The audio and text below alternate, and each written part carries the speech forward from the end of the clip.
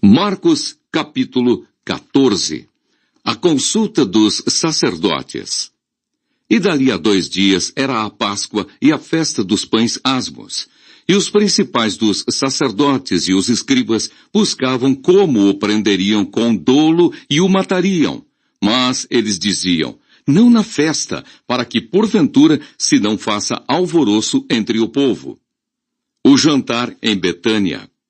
E estando ele em Betânia assentado à mesa em casa de Simão, o leproso, veio uma mulher que trazia um vaso de alabastro, com unguento de nardo puro, de muito preço, e quebrando o vaso, lhe o derramou sobre a cabeça.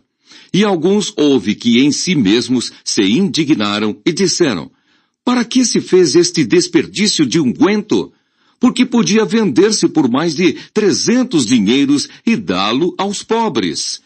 E bramavam contra ela. Jesus, porém, disse, deixai-a, para que a molestais? Ela fez-me boa obra, porque sempre tendes os pobres convosco, e podeis fazer-lhes bem, quando quiserdes. Mas a mim nem sempre me tendes. Esta fez o que podia. Antecipou-se a ungir o meu corpo para a sepultura.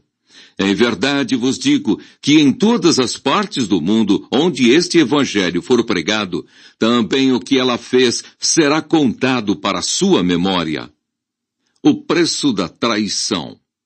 E Judas Iscariotes, um dos 12, foi ter com os principais dos sacerdotes para lhe entregar. E eles, ouvindo-o, alegraram-se e prometeram dar-lhe dinheiro. E buscava como o entregaria em ocasião oportuna.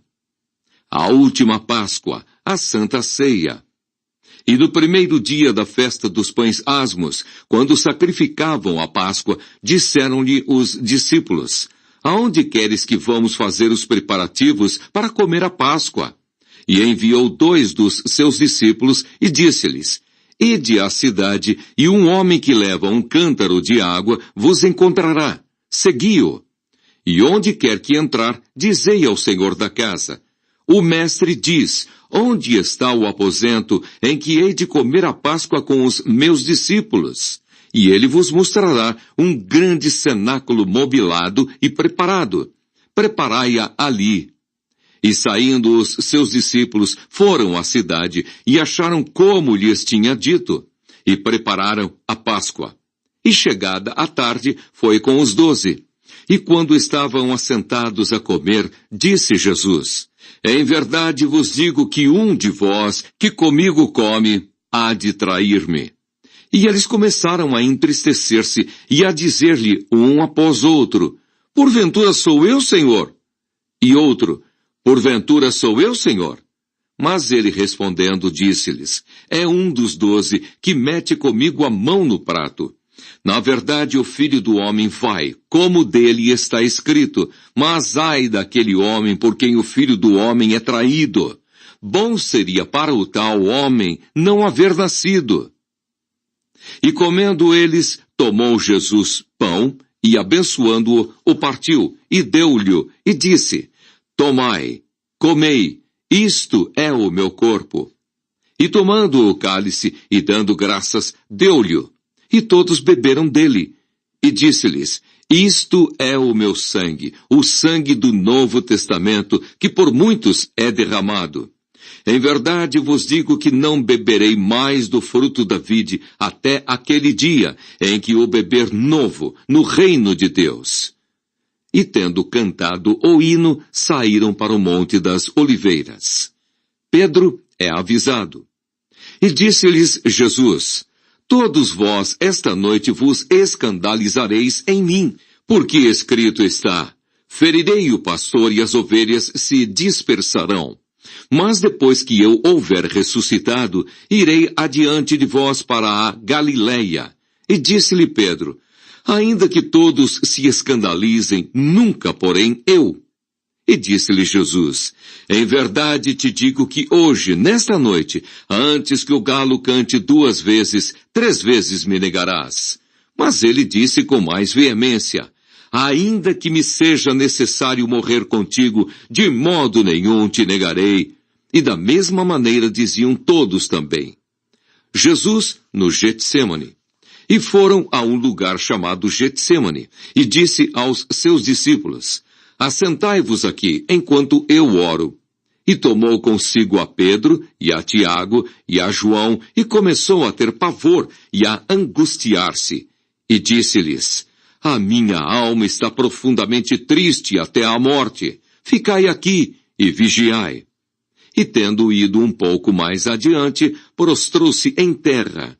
E orou para que, se fosse possível, passasse dele aquela hora, e disse: Abba, Pai, todas as coisas te são possíveis. Afaste de mim este cálice.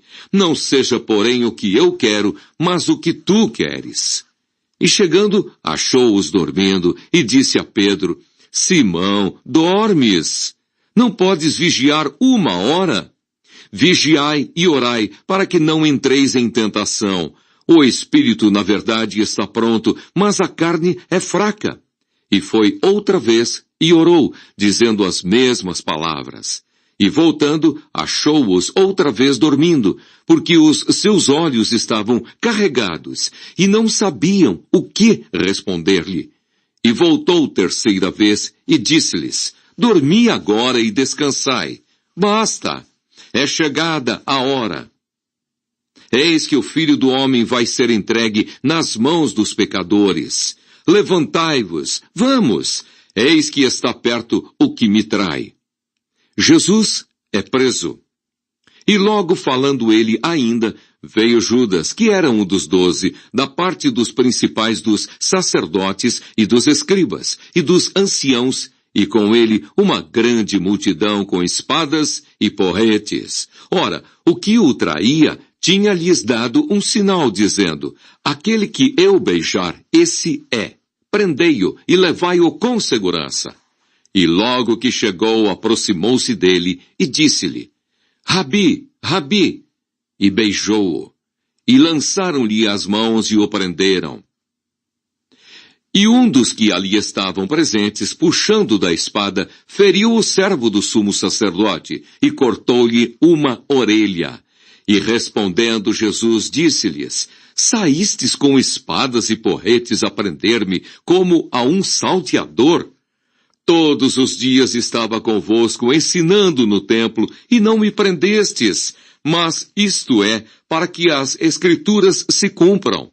Então, deixando-o, todos fugiram. E um jovem o seguia, envolto em um lençol sobre o corpo nu. E lançaram-lhe as mãos, mas ele, largando o lençol, fugiu nu. Jesus perante o sinédrio. E levaram Jesus ao sumo sacerdote, e ajuntaram-se todos os principais dos sacerdotes, e os anciãos e os escribas.